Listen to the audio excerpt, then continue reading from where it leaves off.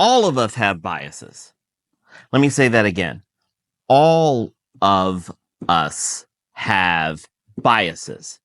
It's human nature, and it's inescapable.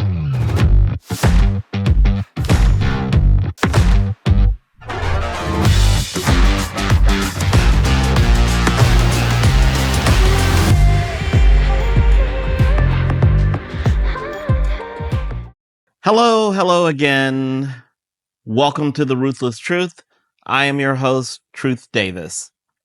In this forum, we discuss a number of topics, opinions, truths, based on what I believe is my unique life experience, and you can read about that in the notes or in the bio. Okay. General format is I'll talk a little bit about just some early current trends, then go deep on today's truth, and then I like to finish with a fun American history fact. So, couple things I saw this week. You know, some social media discussions can be interesting and amusing, and one of the ones that I see a lot right now is watching young people try to figure out dating. Now it's no secret that marriage rates are lower down, and when people do get married, they get married at a later age. But put marriage aside. I'm not even talking about marriage, okay? I'm just talking about most people find some degree of enjoyment of being in a productive relationship. Having someone to go to dinner with, someone to talk to after a tough day at work, and of course, someone to share intimacy. But it's hard connecting with people. Now, one of the reasons is that historically, a lot of young couples met at work. You're the same age, probably doing the same things, have some common interests. But now, with so many people working from home, those opportunities are few and far between. Second, I recently saw the results of a study, and the results were stunning to me. What it said was among men aged 18 to 25, 45% of them had never approached a woman in person. Now, when they were asked about it, they said the primary reasons were fear of rejection or repercussions on social media. And I get that. But, at the risk of sounding like the old man that I am, that was part of our experience growing up, was approaching girls, getting rejected, going to the next one. So now, to be fair, we didn't have to worry about camera phones or social media. So that's a little different. But what I would say to the young men today, go ahead and take a shot. You don't know what you might be missing. And then one final point on the subject, and I direct this to men of all ages, okay? Please stop asking women their body count, okay? It's ridiculous. First of all, she's going to lie to you. Secondly, there's no way for you to check the lie, so you just have to accept what she says.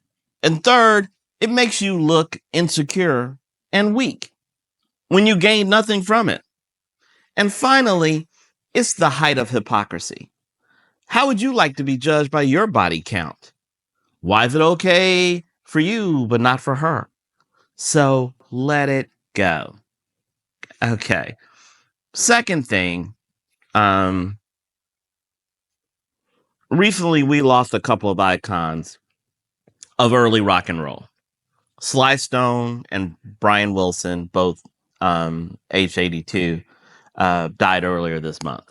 Sly founded the innovative group Sly and the Family Stone, while Brian Wilson was the musical genius and co-founder of the Beach Boys, which included his two younger brothers, a cousin, and a family friend. The first concert I ever went to was Sly and the Family Stone, and about 10 years later, I had the privilege of seeing the Beach Boys live as well. Now, I know many of you are unfamiliar with these men and their bands, but they were truly giants. So I encourage you to spend some time on Google or YouTube and learn and listen. You will not be disappointed. Okay, let's get to today's truth. Today's truth, I want to talk about bias. People often use bias interchangeably with sexism and racism, but that would be really inaccurate. First of all, racists know that they are racist, okay? This is not some subconscious state of mind of which they are unaware. They are very aware that they hold animosity towards another group simply because the color of their skin or ethnicity. But here's the thing. As insidious as racism is, it's somewhat limited. You can be prejudiced against black, white, brown, yellow, red, or some combination of these. And that's pretty much it. And most importantly, most people are not racist. Conversely, all of us have biases. Let me say that again. All of us have biases. It's human nature, and it's inescapable. But the bigger problem with bias is that many people are not aware of their bias. If you ask them directly, they'll honestly respond, I don't have any biases. And they may very well believe it, but it's simply not true. So just so we're clear, let me give a definition of bias. Bias is a disproportionate weight in favor of or against an idea or thing, usually in a way that is inaccurate, closed-minded, prejudicial, or unfair. Biases can be innate or learned. People may develop biases for or against an individual, a group, or a belief. Okay? We begin learning biases about the time we learn to talk. We pick it up from our parents and our surroundings. But I want to focus just on workplace biases. And here's some of the more common and prevalent biases that exist in the workplace. There's race, gender, age, attractiveness. Attractiveness is a tricky one because it can work for and against you. For example, I once worked with a very, very smart woman who just happened to be physically stunning. I mean, the type of person when she walked through the room, people stopped talking. Okay. And I remember one time we were at lunch and I commented about how that must have really helped her when she was job searching, coming out of school. And I'll never forget the response because I was a little bit surprised by it. She readily acknowledged that being attractive definitely benefited her in getting hired. But once hired, she felt it was a clear disadvantage. She said some of the women managers exhibited resentment toward her, and she sometimes struggled with male supervisors and management to take her seriously. So she tried to downplay her look with, clothing and hairstyle choices, but she was always conscious of the bias and just accepted that as her reality.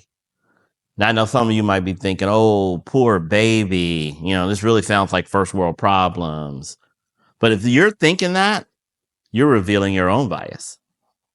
Okay, other workplace biases: weight, height, hair color, region of the country. There are some people think Southerners are slower and maybe not as sharp. Well, I have personally had executives tell me they think Californians are too laid back and don't have a strong enough work ethic. Other ones: religion, education. And when I say education, I'm talking like maybe private school versus public school. When I was a service master, one of my finance VPs asked me, should he consider returning to school so he could get an MBA from an elite university. Now, his undergraduate degree was from a state school, a Southern state school, and a very good one, but he was concerned that it may adversely affect his promotion prospects.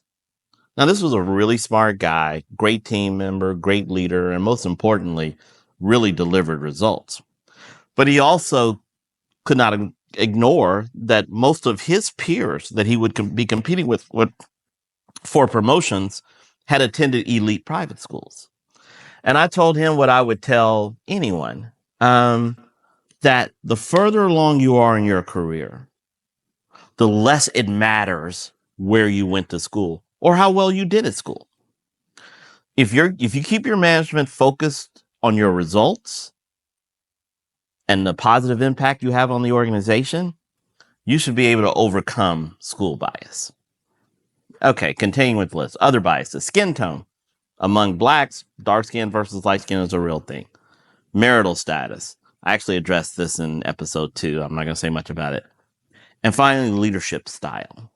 And I'll speak more on this one in a couple of minutes. I'm sure there are others, but that's a fairly complete list.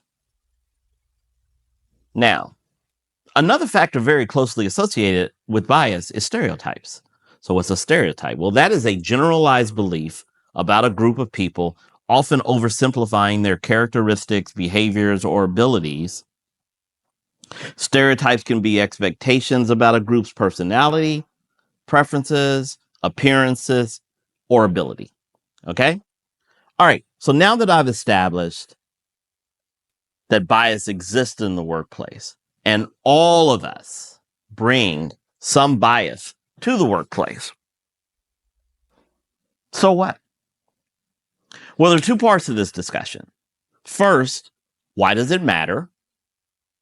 What are the organizational or individual implications of this bias existing? And second, what can be done about it? How does an organization or individual manage bias? Okay, on the first question, implications. Bias can hurt an organization in a number of ways. First, the company may miss out on opportunity of attaining strong talent because of bias in the hiring process. When you walk through the door for an interview, the interviewer immediately starts forming opinions about you. Now, that doesn't mean that opinion is necessarily carrying bias. For example, if you arrive late or you are in some way disheveled, the interviewer may think you lack preparation. That's not really a bias because you've actually provided evidence to fuel that opinion. But if the interviewer forms an opinion based on your weight or your size, that's bias. Unfortunately, it's a fact that all other things being equal, an overweight or obese person is less likely to be hired. As a result, many qualified candidates don't get the opportunity to make positive contributions to the company. And that's a loss for both the company and the individual. Another way that the organization can hurt is they may lack creativity and problem solving and business ideas because so many of the employees have common experiences and backgrounds. So the company misses out on different perspectives that may lead to breakthrough ideas. Other adverse impacts to the organization, if there's bias, you're going to have some lower employee morale, which can lead to higher employee turnover, which impacts organizational productivity. Okay? All those things are negative impacts to the organization. Now, what are the negative impacts to an individual? Well, that's pretty fairly straightforward. First, potentially not being hired into the organization. And if hired, not being valued or given opportunities. And it could also mean missing out on promotions or receiving lower salary or bonus treatment. Let me give you an example on the promotion one. I was a brand manager at Procter & Gamble, and every brand manager had a brand team consisting of brand assistants, which was the entry level, and assistant brand managers. Well, my most senior assistant brand manager at the time, a guy named Alan, was approaching the point in his tenure where it was time for him to be considered for promotion to brand manager. So I had actually formally recommended him for promotion to my boss. But my boss, the category director, he was reluctant to support it. And so I was like, okay, well, why? Give me a reason. It can't be a performance. So why are you reluctant to promote him? And his answer was, he doesn't look like he's working hard enough. I'm like, what? I never see him stressed. I never see him worried. And oftentimes he leaves work before 6. I'm like, that's it? He's calm, collected, and secure, and he's not working enough hours? Okay, let me tell you something. He is a very efficient and productive worker. He gets things done in 2 or 3 hours that may take someone else 5 hours. You know, a lot of people around here take an hour or more for lunch. Alan brings his lunch from home, eats at his desk so that he can keep working and get more done. Now, he makes no secret of the fact that he has a life outside of work.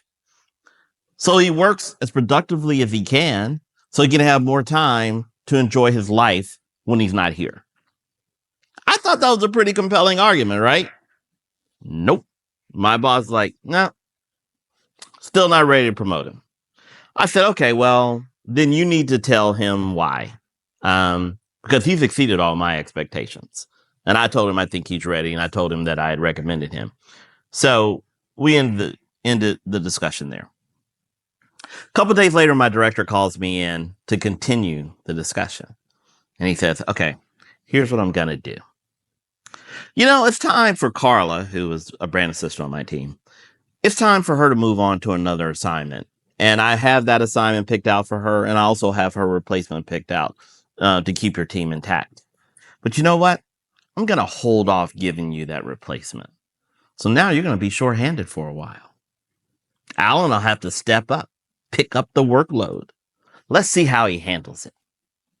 I thought, wow, we're going to intentionally overburden this guy just to address the bias against him because he doesn't behave the way my boss thinks he should. Well, not surprisingly, Alan did step up, and a few weeks later, my boss calls me in and says, you know what? I'm ready to promote him now.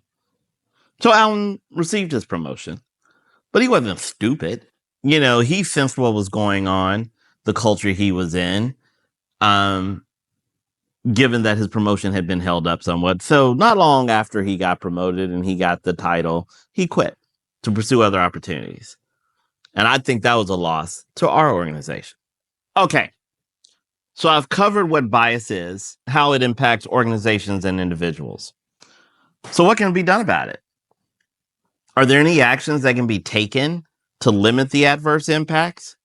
Well, the answer is absolutely yes. Let's start with individuals. First, you have to recognize that every organization has bias, and there are likely consistent stereotypes that will be attributed to you. And you know what they are. You've known them your entire life.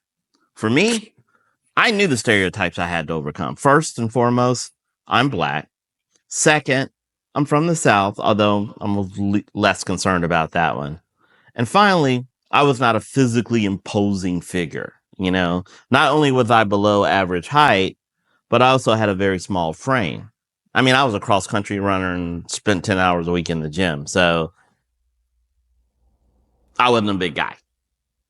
So I looked to shatter those stereotypes whenever I got the chance. So first, I was extremely punctual.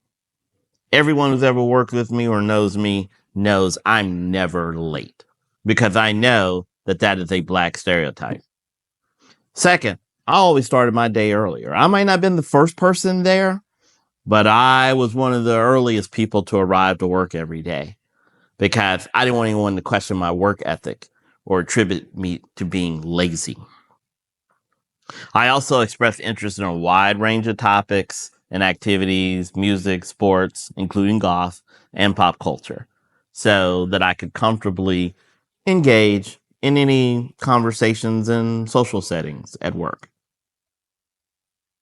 One other bias I had to address is leadership style. That was on the list I had a couple of minutes ago, and I told you I'd come back to it.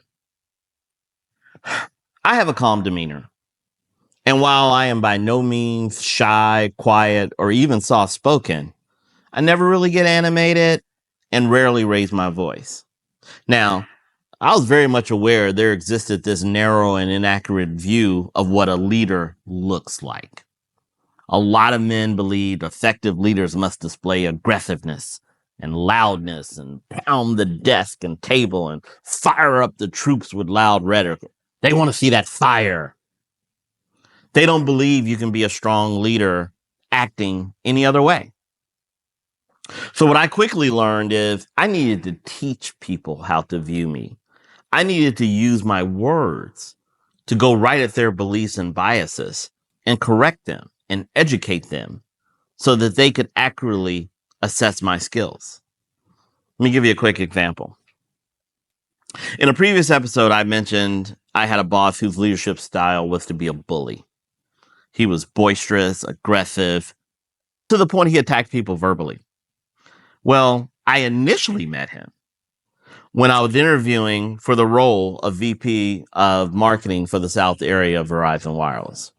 And at one point in the interview, he just says to me, "You seem like a calm guy." So how do you deal with it and respond when someone, mixes it up with you, gets loud on you, gets in your face? How do you handle that? Now I knew what he wanted to see. He wanted me to get loud and aggressive, show some fire. But that's not me. So here's how I replied. I don't have to deal with it. The other people have to deal with me.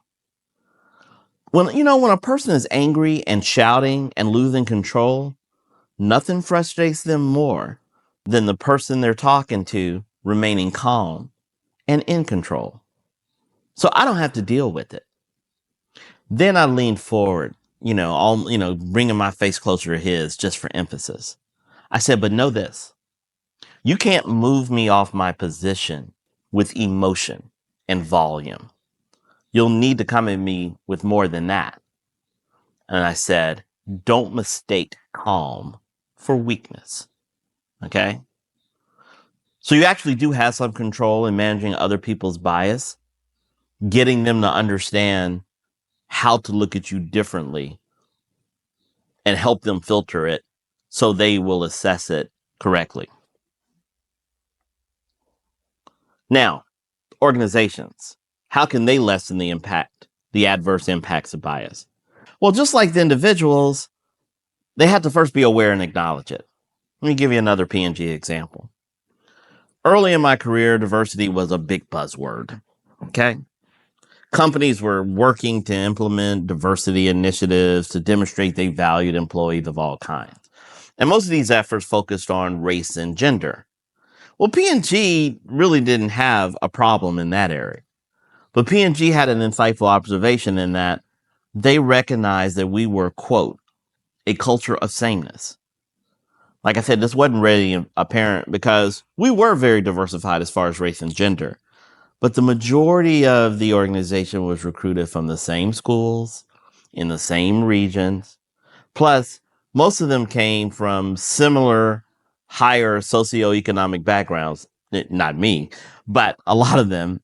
And as such, while we may have looked different, we were pretty much the same. Now, this awareness and recognition led to some structural changes in our hiring process. We expanded our school list to include more mid-tier and state schools. We added HBCUs to the list because we believed it would strengthen our organization to have not only diversity of race of gender, but diversity of experience and thought. Okay? Finally, if you're in a supervisory position, you have responsibility to make a conscious effort to be aware of your own biases. As you evaluate employees and form your opinion, just be honest with yourself. Are your opinions really based on what you have observed and experienced with the employee? Or have you made some assumptions or projections based only on what you believe? Just honestly asking and answering the question will make you a much more unbiased leader. And I'll give you my favorite example of this.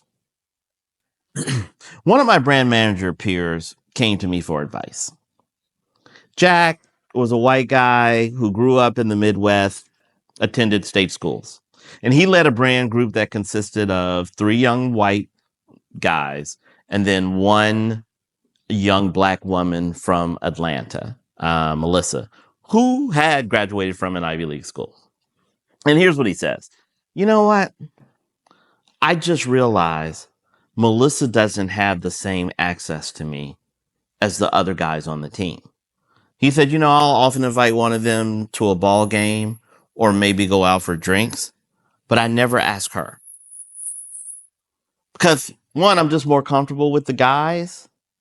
And to make it worse, I can't ignore the fact that Melissa's smoking hot. And I worry about how it would look with me being out in public with her. But it just seems that it's unfair to her. I was like, oh my God. I was so impressed with him.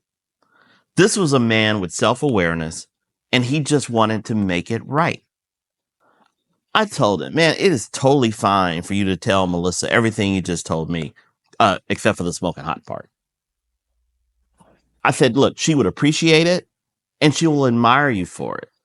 Then you all can work together to find a way, and the best way, to have one-on-one time. And so that's what they did. And then both of them continued to thrive in the company. And that's really all it takes. Just awareness and a genuine desire to make it better. Okay, let's get to today's American history fun fact. I mentioned earlier about the recent passing of Brian Wilson and Sly Stone, and I guess it just kind of put me in a 60s music frame of mind. So I want to talk about the story of Stax Records, which was based in Memphis. And many of you may be familiar with Stax, along with Motown Atlantic. They were the national black labels in the 60s.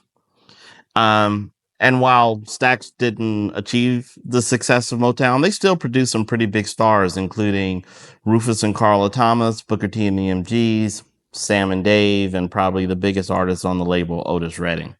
And so while people may be familiar with some of the stars, I think few people really know the Stax story. It was originally named Satellite Records, and it was founded in Memphis in 1957 by Jim Stewart, a 27-year-old white local fiddler player. And the early releases on the label were country music or rockabilly, because that's the music that Jim knew.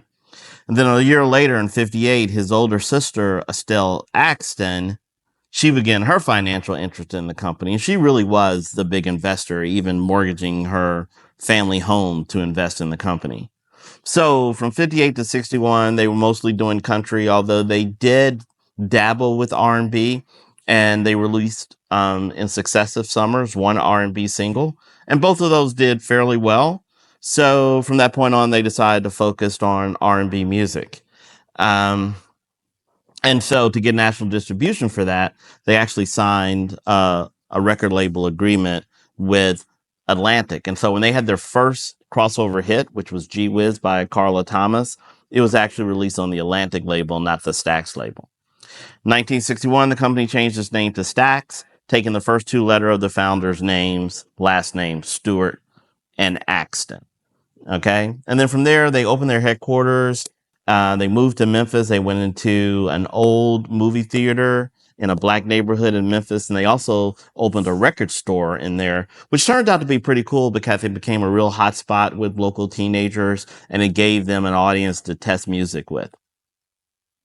So some of the things that were unique about Stax was, first, it was its sound. It was grounded in gospel and blues music and early in R&B, and emerged to have a sound called the Southern soul music. And I'm telling you, it was distinctive. You could hear the first two notes or few notes of a record and know that was Stax. Second, the composition of the musicians and the house band were multiracial. Yeah, they were producing raw, soulful music, but many of the musicians involved were white. And you have to understand what a big deal that was at that time, because it was unheard of, especially in a city like Memphis, which, unlike Detroit, was still racially segregated.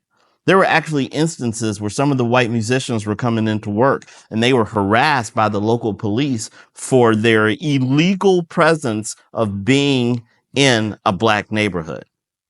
Okay. Finally, the culture at Stax was unique in that it was artistic centric and unstructured, and allowed for more creative expression. Very much unlike Motown, which was run like a factory. The artists had little or no say at Motown, and the recording sessions were regimented and time bound. Motown wanted to be an assembly line of crossover hits. But at Stax, recording sessions went as long as they needed to, and sometimes went late into the night or the early morning. And the artists and the musicians loved the song making experience. And so, although they had groundbreaking music and they had national stars, Stax really didn't achieve the financial success of Motown in the late 60s. Otis Redding died in a plane crash. 4 months later, Martin Luther King was assassinated in Memphis, and there was turmoil in the city, especially in the neighborhood where Stax was. By the end of the 60s, the founders were kind of disengaging and ultimately exited the business. And while the company enjoyed a brief recovery in the early 1970s, by 1975, it had filed for bankruptcy. But for about a decade, this black music label, founded by a white fiddler and his sister, carved out a unique place in American music history. That's all I have today for the Ruthless Truth. Thanks again for listening. You can engage, like, recommend, share at website truthdavis.com, Instagram truthdavis5, and Facebook Ruthless Truth. Thanks again, and I'll talk with you soon.